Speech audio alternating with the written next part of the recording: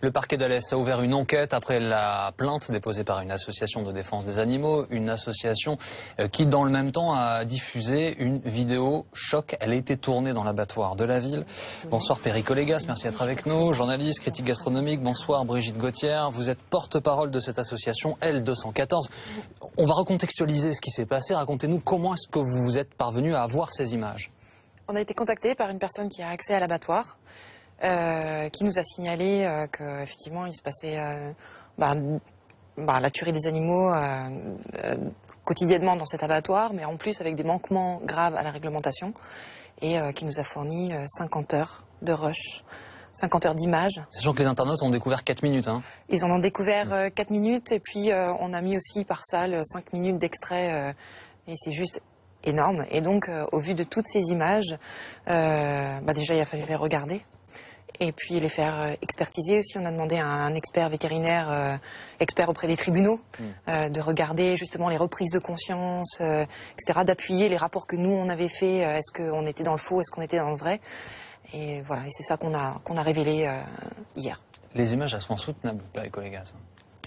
C'est hélas des images qui sont dans de nombreux abattoirs en France aujourd'hui, pour la simple raison que les services de l'État chargés de surveiller et d'appliquer les réglementations sur l'abattage des animaux, qui peuvent être quelquefois et qui sont normalement respectueuses de la souffrance animale, ces services ont été démantelés sous le gouvernement Fillon. L'actuel gouvernement ne les a pas reconstitués. Ça s'appelait la DGCCRF, ça s'appelle maintenant la DDPP, Direction départementale de la protection des populations, les services vétérinaires, services alimentaires. Voilà, quand l'État est démantelé parce que la fonction publique abandonne la place, eh bien les voyous peuvent agir librement. Alors, de temps en temps, il y en a un qui se fait choper grâce à une association comme L214.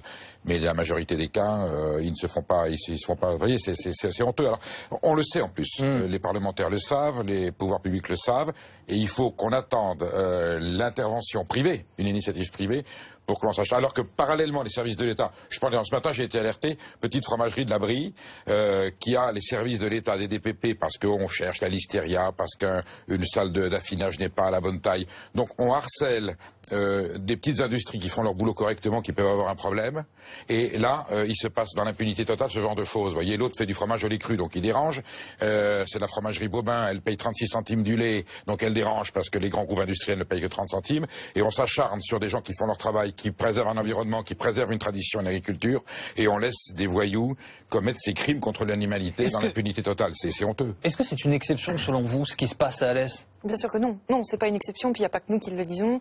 Il y a aussi Robert Hinard qui a sorti un livre, justement, qui était directeur qualité chez Castel Viande, qui l'a dit. Il y a Anne Deloisy qui l'a dit, et il y a les services de la Commission européenne qui inspectent chaque année la France, qui le dit. En France, il y a des graves non-conformités.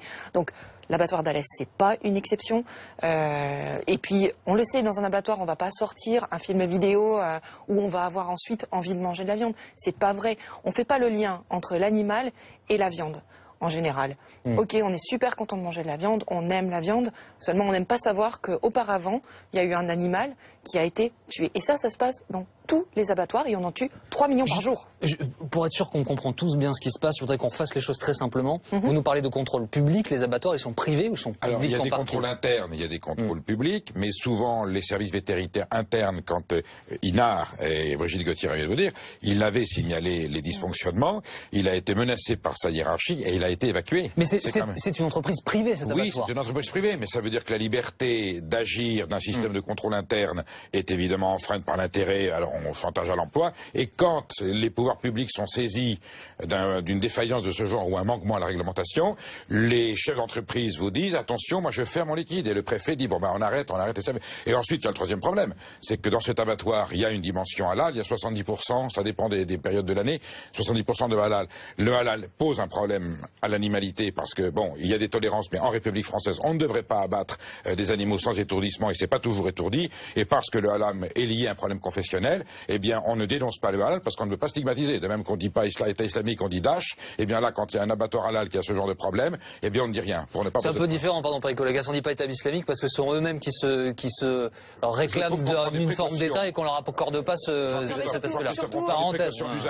Surtout ici, on est en présence d'abattages, des abattages standards, des abattages avec étourdissement, des abattages sans étourdissement, et on voit que pour les animaux, c'est la même chose. Les animaux sont tués dans des grandes souffrances, qu'on soit en abattage standard, qu'on soit... Le problème, c'est pas de l'abattage, d'un certain abattage en particulier, c'est le problème de tous les abattages. On a un problème moral, un problème éthique par rapport à ça. On met à mort 3 millions d'animaux par jour dans les abattoirs terrestres, hein, on pourrait parler de la pêche aussi. C'est vraiment un problème éthique qu'on doit soulever aujourd'hui. Est-ce que c'est qu'on arrête de manger de la viande ? Faut-il tuer des animaux ? Oui, c'est une question légitime. Les animaux, ce sont des êtres sensibles qui ont le désir de vivre, qui ont des émotions tout comme nous. On a des différences avec eux, mais on a surtout des similitudes. 214, évidemment. Le problème du végétarien, l'animalité, est-ce qu'on mange des animaux ? D'accord, on peut rouvrir le débat et on peut vous bien sûr, mais il est là le débat. On peut abattre les animaux sans souffrance. Non, on ne peut pas. Alors ça, non. Mais c'est une échelle de valeur et c'est une opinion politique et je la respecte. Non, c'est pas une opinion politique, si, c'est une réalité. Quand on vous fracasse le crâne en vous endormant avec un pistolet à tige perforante, comme on le voit ici sur les chevaux ou sur les bovins... Mais si l'animal est étourdi avant, il ne le sent pas. Le problème, c'est qu'ils sont étourdis, c'est ça l'étourdissement, c'est le fracassement de la crânienne. Il y avait autrefois des abattoirs partout. Il y avait des petites industries, des petites activités rurales partout. Par le système du néolibéralisme, on a regroupé autour de grands groupes, de grandes centrales, que ce soit la grande distribution, d'ailleurs c'est la même chose, les abattoirs. Du coup, on est dans des échelles énormes, qui fait qu'il y a plus de brutalité, moins de précautions, plus de rentabilité, et que finalement ce sont des gens sans conscience et sans règles qui appliquent des mesures j'allais dire, d'industrialisation de la viande. C'est l'industrialisation de l'agriculture qui mène à ça. Cette viande-là, elle arrive sur quel circuit? C'est quoi? C'est la grande distribution? Sont débouchés? Elle va où? Il y a des gens qui nous regardent dans la région de l'Est, ils doivent se demander s'ils ont mangé cette viande-là. Là, en l'occurrence, c'était restauration collective. Restauration là, pour le coup, c'était abattoir restauration collective. Enfin, ils arrosent la région. C'est l'abattoir régional. Donc, enfin, voilà. Je voudrais revenir au problème que vous souleviez à l'instant, Brigitte Gauthier. Finalement, c'est insoluble, sauf à ce qu'on ne mange plus de viande. De votre point de vue? De mon point de vue, effectivement, mais de mon point de vue, puis du point de vue de grands philosophes. On est dans une société qui est d'une violence extrême, enfin on le voit encore aux infos ce soir, et on mange des aliments issus d'une souffrance extrême aussi. Enfin, le bon sens,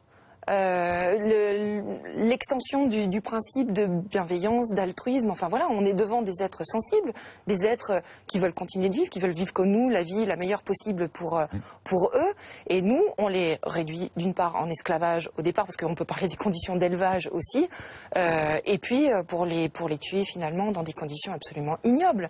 Donc vraiment, on a un problème éthique vraiment important, et c'est la question qui va arriver, qui arrive aujourd'hui, c'est ce débat qui est soulevé.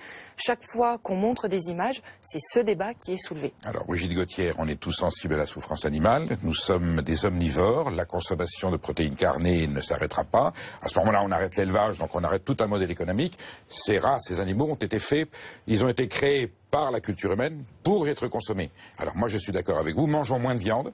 On en mange trop de viande, là-dessus je rejoins le combat des végétariens. Mangeons-en moins, payons-la un peu plus cher pour que les éleveurs soient mieux rétribués, qu'ils soient laitiers ou qu'ils soient de filière bouchère, et introduisons une éthique très forte, des réglementations, et trouvons des moyens d'abattage des animaux, voilà, qui soient respectueuses de la souffrance animale, mais continuons à manger de la viande, ça fait partie. Ou alors on change...